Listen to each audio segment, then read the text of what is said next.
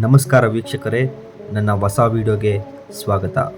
ಈ ಊರು ಕ್ರಿಸ್ತಶಕ 11ನೇ ಶತಮಾನದ ಕಡೆಯಲ್ಲಿ ಜನನವಾಯಿತು. ಇದು ಹಾಸನ ಜಿಲ್ಲೆಯ ಒಂದು ತಾಲೂಕು ಕೇಂದ್ರ. ತೆಂಗಿನಕಾಯಿ ಬೆಳೆಗೆ ಹಾಗೂ ಮಾರಾಟಕ್ಕೆ ಇದೊಂದು ಪ್ರಮುಖ ಕೇಂದ್ರ. ಇದನ್ನು ಕಲ್ಪತರು ನಾಡು ಸಹ ಎಂದು ಕರೆಯುತ್ತಾರೆ. ಸ್ನೇಹಿತರೆ, ನಾನು ಹೇಳೋದಕ್ಕೆ ಹೊರಟಿರೋ ವಿಷಯ ನಮ್ಮ ಅರಸೀಕೆರೆಯ ಇತಿಹಾಸ. ಬನ್ನಿ ನಮ್ಮ ಅರಸೀಕೆರೆಯ ಇತಿಹಾಸವನ್ನು ತಿಳಿಯೋಣ. ಹೊಯ್ಸಳರ ಕಾಲದಲ್ಲಿ ಎರೆಯಂಗ ಎಂಬ ಒಬ್ಬ ರಾಜನ ಅರಸಿ ಇಲ್ಲಿ ಒಂದು ಕೆರೆಯನ್ನು ನಿರ್ಮಿಸಿದ ಕಾರಣ ಆ ಅರಸಿಯು ಕಟ್ಟಿದ ಕೆರೆಯಿಂದ ಅರಸೀಕೆರೆ ಎಂದು ನಾಮಾಂಕಿತವಾಯಿತು. ಎರೆಯಂಗನು ಕ್ರಿಸ್ತಶಕ 1098ರಿಂದ 1102ರವರೆಗೆ ಈ ಅರಸೀಕೆರೆಯನ್ನು ಆಳಿದನು. ಅವನ ಕಾಲಘಟ್ಟ ಮುಗಿದ ನಂತರ ಹೊಯ್ಸಳರ ಇನ್ನೊಬ್ಬ ದೊರೆಯಾದ ವೀರಬಲ್ಲಾಳನ ಆಳ್ವಿಕೆಗೆ ಈ ಊರು ಸೇರಿತು. ಇವನ ಕಾಲದಲ್ಲಿ ಹೊಯ್ಸಳ ಸಾಮ್ರಾಜ್ಯವು ದಕ್ಷಿಣ ಭಾರತದಲ್ಲೇ ಅತ್ಯಂತ ಬಲಿಷ್ಠವಾದ ರಾಜ್ಯವೆಂದು ಪಡೆದಿತ್ತು. ಇವನ ಕಾಲದಲ್ಲಿ ಈ ಊರು ಉತ್ತಮ ಪರಾಕಾಷ್ಠೆಯನ್ನು ಕಂಡಿತು. ಈ ಊರಿಗೆ ಜಯಗೊಂಡ ಬಲ್ಲಾಳಪುರ, ವೀರವಿಜಯ ಬಲ್ಲಾಳಪುರ, ಸರ್ವಜ್ಞಪುರಿ ಎಂಬ ಹೆಸರುಗಳಿದ್ದು ಹಲವಾರು ಶಾಸನಗಳಲ್ಲಿ ರಾಜಧಾನಿ ಅರಸೀಕೆರೆ ಎನ್ನಿಸಿಕೊಂಡಿದೆ.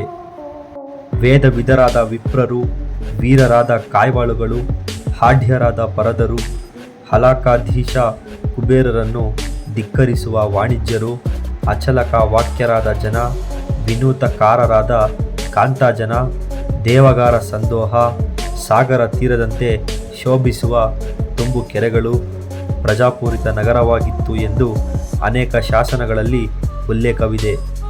ಇಲ್ಲಿನ ಹಲವಾರು ಶಾಸನಗಳನ್ನು ರಚಿಸಿರುವ ದೇವಪಾರ್ಯ, ತ್ರಿವಿಕ್ರಮ ಪಂಡಿತ, ಶಾಂತಿನಾಥ ಮೊದಲಾದ ಕವಿಗಳು ಹಾಡಿ ಹೊಗಳಿದ್ದಾರೆ.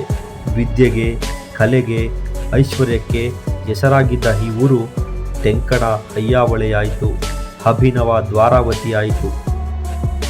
ಇಲ್ಲಿನ ಧರ್ಮ ಪ್ರತಿಪಾಲಕ ಶಕ್ತಿಯನ್ನು ಕೇಳಿದ ಕಳಚೂರ್ಯರ ಸಚಿವ ರೇಚರಸ ಬಲ್ಲಾಳನಾಶ್ರಯಿಸಿ ಸಹಸ್ರಕೂಟ ಚೈತ್ಯಾಲಯಕ್ಕೆ ಸಹಸ್ರಕೂಟ ಜಿನಬಿಂಬವನ್ನು ಮಾಡಿಸಿಕೊಟ್ಟ. ಇಷ್ಟು ಉನ್ನತಿಗೇರಿದ ಈ ಊರು ಕಾಲಕ್ರಮೇಣ ಹೊಯ್ಸಳ ರಾಜ್ಯದ ಅವನತಿಯೊಂದಿಗೆ ಇಳಿಮುಖವಾಯಿತು. ಮುಂದೆ ಕ್ರಮವಾಗಿ ಚನ್ನಪಟ್ಟಣದ ಜಗದೇವರಾಯ, ತರೀಕೆರೆಯ ತಿಮ್ಮಪ್ಪ ನಾಯಕ, ಇಕ್ಕೇರಿಯ ಶಿವಪ್ಪ ನಾಯಕ ಇವರ ಅಧೀನದಲ್ಲಿ ಒಂದು ಸಾಮಾನ್ಯ ಊರಾಗಿದ್ದು ಕಡೆಯಲ್ಲಿ ಮೈಸೂರಿನ ಅರಸರಿಗೆ ಸೇರಿತು.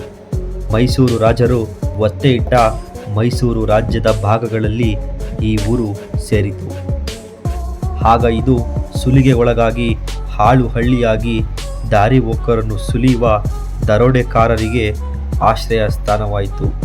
ಕಾಲಕ್ರಮೇಣ 19ನೇ ಶತಮಾನದ ಕೊನೆಯಲ್ಲಿ ಬೆಂಗಳೂರು ಪುಣೆ ರೈಲು ಮಾರ್ಗ ಹಾಕಿದ ಮೇಲೆ ಈ ಊರು ಪುನಃ ಬೆಳೆಯಲಾರಂಭಿಸಿತು.